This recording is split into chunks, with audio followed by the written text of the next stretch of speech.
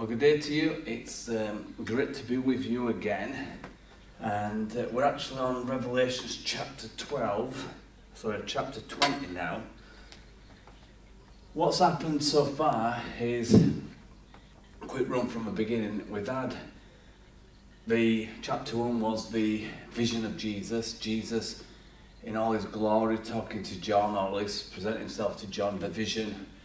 And then you've got chapters 2 and 3 of the churches, the 7 churches there. And we've looked at them, and there's a prophetic element to them, but they were literal churches with real people, real situations, and real circumstances. And all those 7 churches, as much as they were back then, are in today's society, in today's churches. We've got all 7 of them, and as much as most churches would prefer to be the number 6 one, Philadelphia, it's not always the case. You know what I mean? There's an element of a lot of those 7 churches in most churches. And then you entered into a time where the rapture takes place, and then the tribulation. And we're now at the end of the tribulation, right? We've just had Armageddon and all that situation. Jesus has come down to earth, and everything's going great. Well, not so great for the world, but everything's going according to plan. Jesus is just about to set up his millennium reign. And I need to put this right out at the beginning, because many people actually question the millennium, but we'll get into that. But there's a verse in Daniel chapter 12, and we've got to remember that not everything is so straightforward when it comes to the end times theology. In chapter 12, it's in my Bible anyway, its heading is the end times. And verse 1 says, "At that time Michael, the great prince who protects your people, will rise, and there will be a time of distress such as not happened since the beginning of the nations until then." That's talking about the tribulation. And he talks about, and later on he says, he asks, how long will this be? And he says, it will be for a time, times, and half a time. Trying to find what verse that is. Looking back, 7. I think it's verse 7. I can't find the number 8, so we'll take it as verse 7. Yes, verse 7. Sorry, just checking in there. It will be for a time, times, and half time, which is 1,260 days. If you take it in Revelation, that's time, times, and half the time being 1,260 days. And then he says, seal up the book.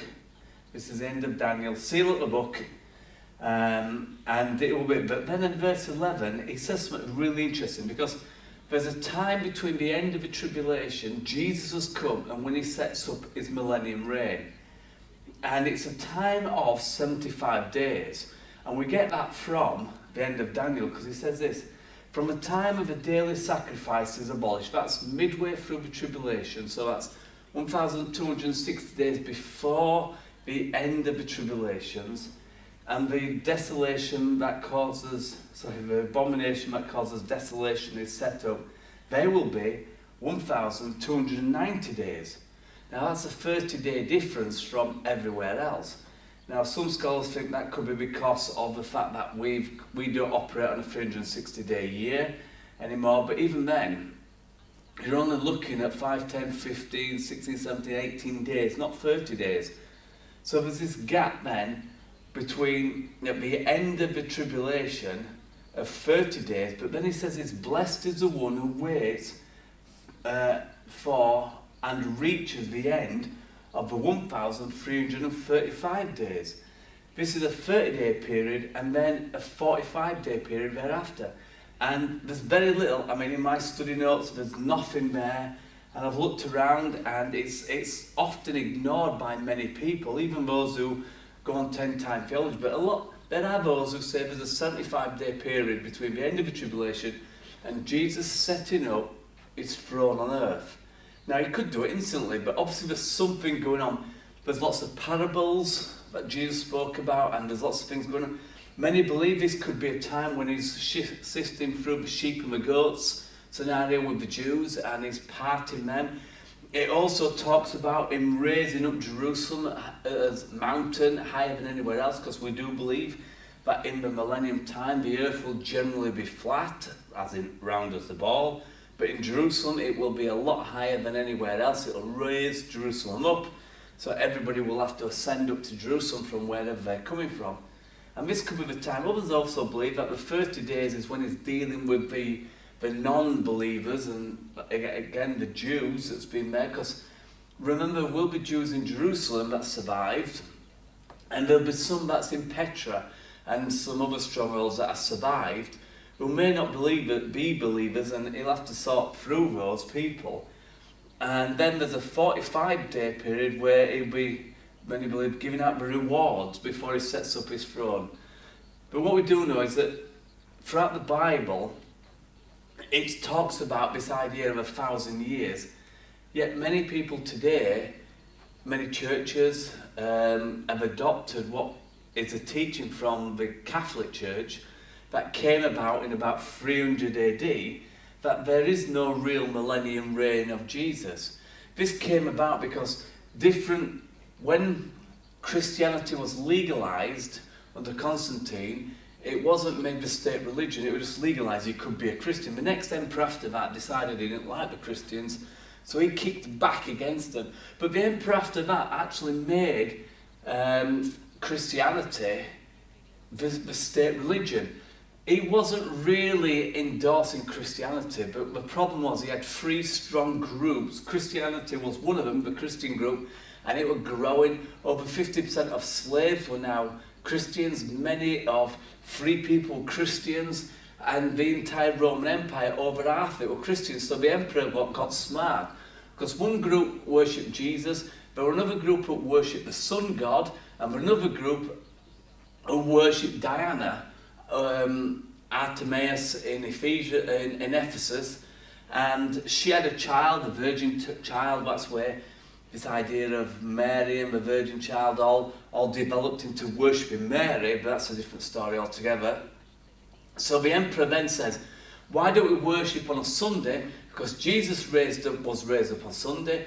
This group worships the sun god Sunday, and Diana's child allegedly was born on a Sunday, so let's all worship on a Sunday. So that's why we've got Sunday worship. But in that time, as Christianity took hold and it really started to grow, the people that were preaching in the pulpits couldn't really get to this point of talking about the millennium, because you didn't understand at this point the Old Testament wasn't that important. It was there, but really it was the books from Romans through to Revelation, which is they prioritised their doctrines on. They had the four Gospels and they had Acts. And the Old Testament was starting to come in because they wanted to know Jesus' ancestry, and they wanted to know why he read so much from the Old Testament, and that was developing into that at that time. But the people who were preaching weren't going to say that Jesus is going to come back and kick all you evildoers off your thrones and basically wipe you all out. So they started teaching that the millennium was it's just a story. It's actually going to reign in our hearts, which is not really true. When he talks about 1,000 years, I think God says what he means and means what he says. There's over 1,800 references in the Old Testament to the Messiah ruling. 17 books give prominence to this event, and there's over 318 references in the New Testament to Jesus setting up his throne. You know, that's 216 chapters in the New Testament talks about him setting up his throne. Out of the 27 books, 23 of them actually give prominence to the event that Jesus is going to set up his throne on earth. And this isn't just something in our hearts, this is actually something that's literally going to happen. The millennium was actually promised to David. You can look at that in 2 Samuel 7, and it's under oath in Psalm 89 verse 34 to 37. It's predicted throughout the Psalms. If you read Psalm 2 and Psalm 110, it's alluding to this and talking about this. It's also in the prophets, in Isaiah, there's loads in Isaiah. Isaiah 2, Isaiah 4, Isaiah 11, 12, 30, 35, 60, 61, 62, 66. It's all talking about the setting up of Jesus, of the Messiah's rule on earth. And in Ezekiel, there's a right big section in there. Jeremiah talks about it. throughout 32, 23 and 32. In Ezekiel, you've got 40 to 48, right the way through that. It's talking about the millennium, it's talking about setting up his throne. In Daniel, you've got Daniel 2, Daniel 7, Daniel 12. It's all talking about the millennium reign. Micah talks about it, Zechariah talks about it. So it's all through the Old Testament, it's also in the New Testament. But even that, some people are very uncomfortable with the literal setting up of the millennium. Like I said, it all comes from the Roman Catholic doctrines that's crept through or been around for many years. So let's look at chapter 20, verse 1, and see what you think. It says that, "And I saw an angel coming down from heaven, having the key for the abyss, and holding in his hand a great chain. He seized the dragon, that ancient serpent, who is the devil or Satan, and bound him for 1,000 years." See, to me, when it says they bound him for 1,000 years, this isn't just an idea or just a length of time.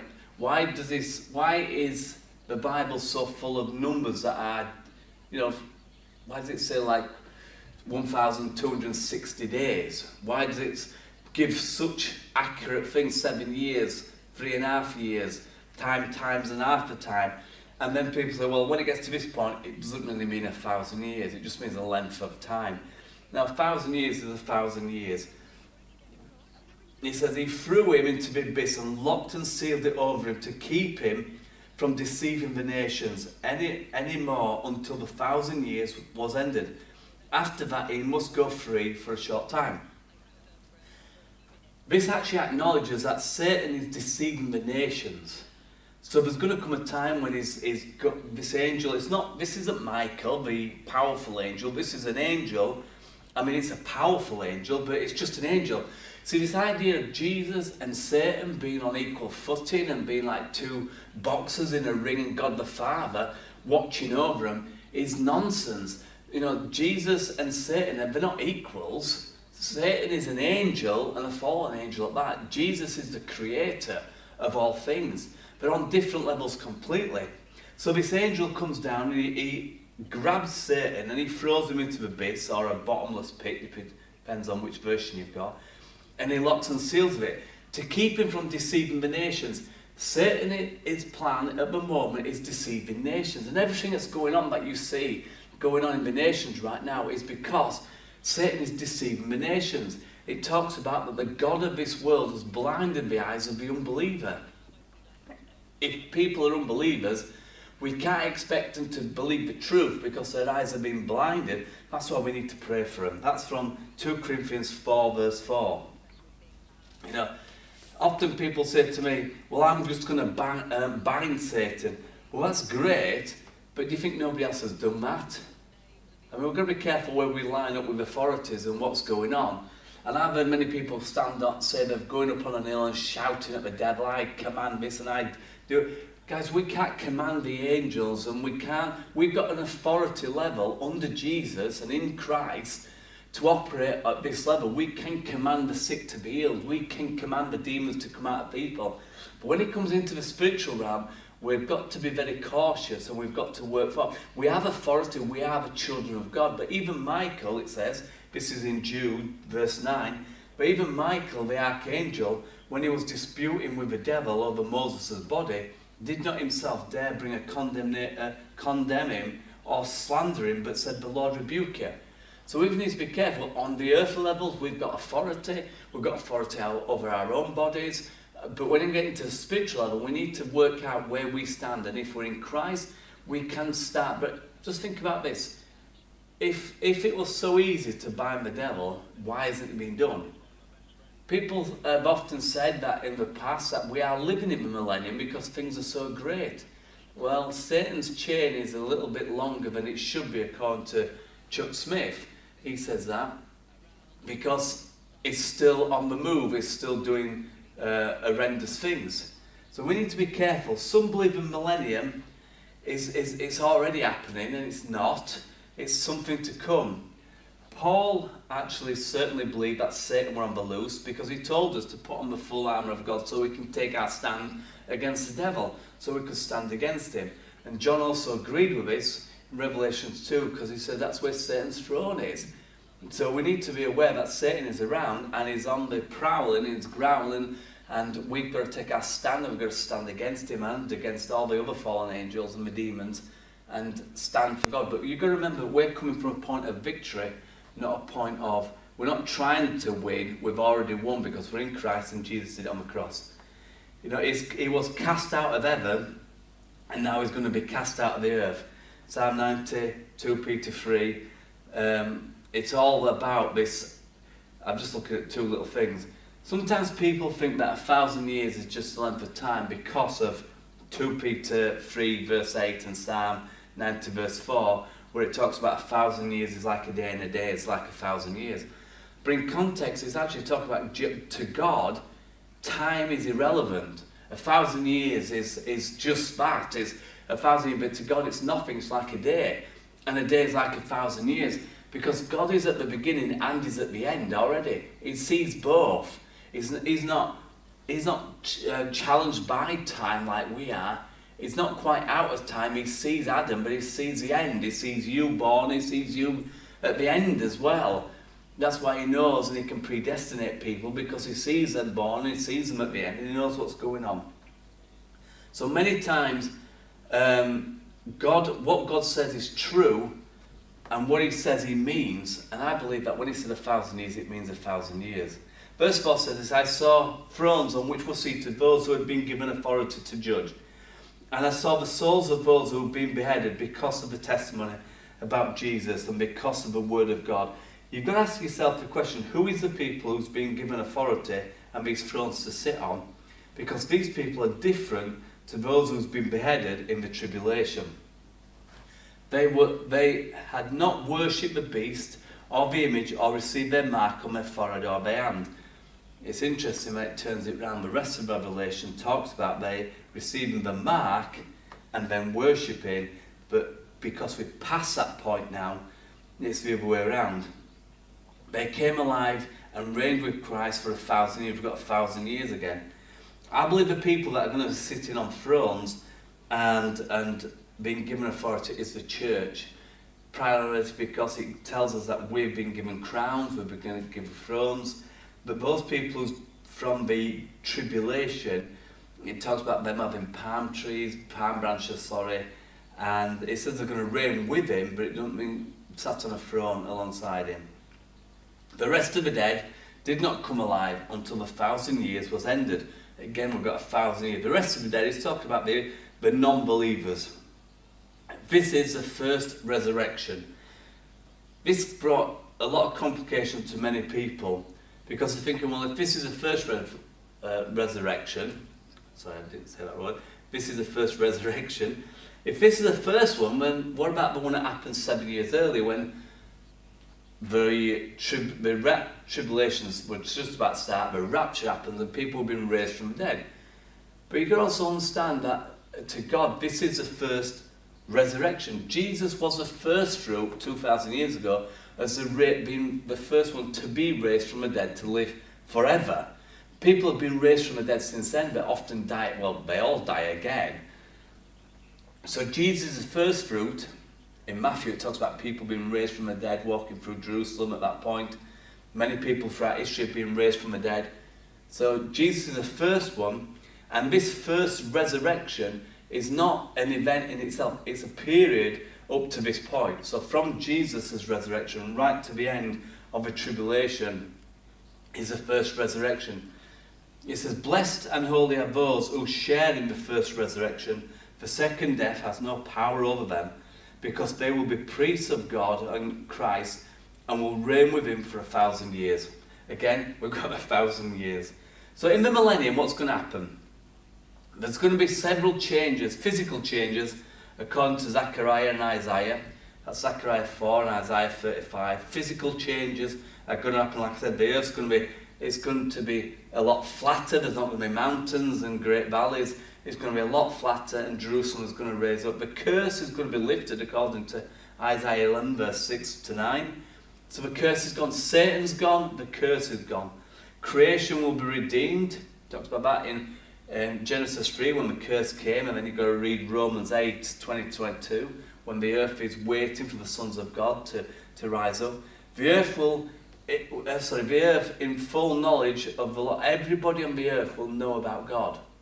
In fact, at the start of the millennium, everybody will be a believer. There'll be no non-believers around, according to Isaiah 11 and Habakkuk 2. This isn't eternity yet. This is actually, we're still on earth. There were people, this gets really interesting because there'll be the saints, the church will be there in their resurrected bodies. There'll be the believers from the tribulation there in their resurrected bodies on earth, going around like Jesus did, and yet there'll be people still alive in a physical body. Sin and death will still be on earth, according to Isaiah 65. People will still die. In fact, when you really jump into it, the several parts in the Old Testament talks about that. When somebody reaches 100 years old, if they're not a believer, this is in the millennium, if they reach 100 years old and are not a believer, they'll die. Yet they'll die in their youth because they'll die, but if people are believers, they won't die. They'll live right to the end of the millennium. So there'll be some people that are over 1,000 years old at the end of the millennium. So we're going on to a time scale now like we were right at the beginning of Genesis. It talks about how the earth will be so fruitful. It will produce masses of crops.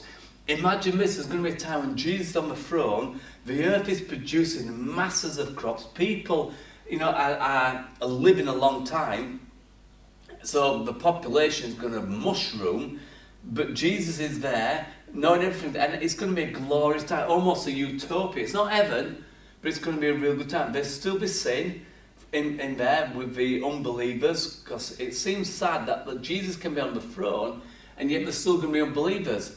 Yet, if you remember in the Exodus story, when they came out of Egypt, Moses is on the top of a mountain, there's fire and smoke and there's thunder and lightning going on, there's a cloud by day and a pillar of fire by night, and the children of Israel just rebelled, turned against God. Where is our God?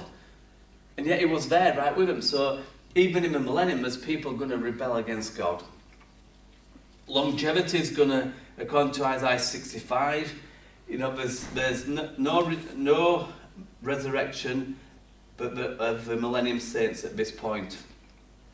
So we've just running through onto a few certain things. Tribulation saints will be there, and all the Jews will be believers at this point. Everybody will accept Jesus by the age of 100, or they'll die, according to Isaiah 65. And it actually talks about that the Gentiles are going to be living a long time. There's a millennium temple there in Isaiah 40 to 48. It describes everything that's going on there.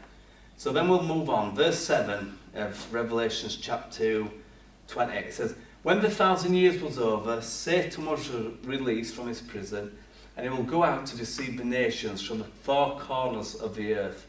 Gog and Magog will gather together for battle. Their number will be like the sands of the seashore."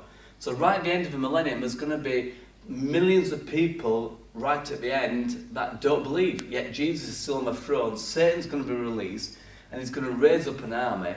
And you wonder, why has this all got to go on? Well, God's got to get rid of all the unbelievers, because he's got to get rid of the sin, and he's got to get rid of Adam's line, as it were. So at this point, he's going to deal with them all and sort it all out. This is not to be confused with Ezekiel 38:39, which he says that they'll come down from the north. This is rising across the earth. Gog and Magog show up again, and Magog is a people, and Gog is still there after 1,000 years. He's actually a demon king that runs around on the earth. Now, if you look at Amos, verse 7, in the English it gives a really interesting translation which means absolutely nothing to anybody. But in the Septuagint version it talks about the king of the locusts rising up. And we know in Proverbs 30:27 that the locusts have no king. So we know this is actually a demon king that's going to rise up with Satan and take over, take people, and they're going to go against God. And verse 9 says this: "They marched across the breadth of the earth and surrounded the camp of God, the city that he loves. But fire came down from heaven and devoured them." Wiped out all the non-believers at this point. There'll still be probably people in this period I've got to read what I've said.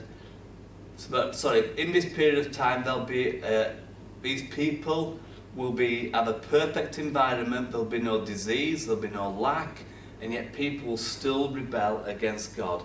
Even after 1,000 years of perfect rule, there'll still be enough evil in people's hearts and the hearts of man to give them the opportunity, and they'll still rebel.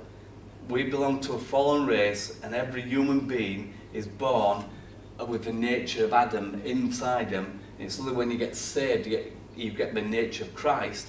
So man's heart is just generally rebellious. A perfect environment, but people still rebel. You'll wonder how this is. Well, look at Adam and Eve. They had a perfect environment. Everything was perfect. In fact, God was there in the garden with them, and yet Eve still took the fruit and gave it to her husband, and he rebelled and sinned. Verse 10 says this, "And the devil who deceived them was thrown into a lake of burning sulphur, where the beast and the false prophet had been thrown. And they will be tormented day and night forever and ever." The beast and the false prophet is still there. This is 1,000 years plus later, and they are still there in this place called hell. This isn't hell as in the place where they hold the dead. The King James used hell for anywhere that you went to after you died, and that's not entirely true, because it talks about Hades, and that's different to hell. This is hell now, the burning lake of sulphur. But they'll be tormented day and night forever and ever. Forever, that's it. Hell was not designed for people. It wasn't designed for humans at all. But when we choose to reject Jesus, there's only one place left for them, and that's the place. Verse 11 says this, "Then I saw a great white throne, and those who were seated on it, and the earth and the heavens fled from his presence, and there was no place for them." I don't know if that's a literal, it runs away, or vanishes, or it's just the fact that his glory is so brilliant, that it shines so bright, that it makes everything dull, and it seems to fade. "And I saw the dead, great and small, standing before the throne, and books were open. Another book was open, which is the book of life." So there's several books being opened here. Some people believe this is the Old Testament, New Testament, and the Lamb's Book of Life. But it says the dead was judged according to what they had done, as recorded in the books. So these books record everything that they ever did. And God will judge these unbelievers according to their own standards. Then he'll look in the book and see if their names are in there. People have their own standards and they never live up to them anyway, so God's going to judge them by their own standards. But it's irrelevant really, because if the name's not in the book of life, they're not coming in. "The sea gave up the dead that were in it, and the dead and Hades gave up its dead that were in them. And each person was judged according to what he'd done." You see, we're not judged according to what we'd done in the sense of heaven and hell. We're judged according to whether we know Jesus or not. Then we are rewarded for what we've done. These people have been judged for what they did, as in for heaven and hell. So this isn't the Christians. It says, "Then death and Hades was thrown into the lake of fire." The lake of fire is the second death. "Anyone whose name is not found written in the book of life will be thrown into the lake of fire." So for the non-believers, their destiny is in the lake of fire, with the devil, his angels, the Antichrist, and the false prophet. But for the believers, our destiny is to reign with Jesus forever and forever. To wherever he sets up his throne, that's where we're going to be. So I hope that's been a blessing to you. That's Revelations 20, and I hope you just dig around in there and study it for yourself. I've just give you a little snapshot of it, but it's worth digging it out, finding out for yourself what's going on, and see what you think about certain stuff as well. So I hope it's been a blessing for you, and we'll see you next time. Amen.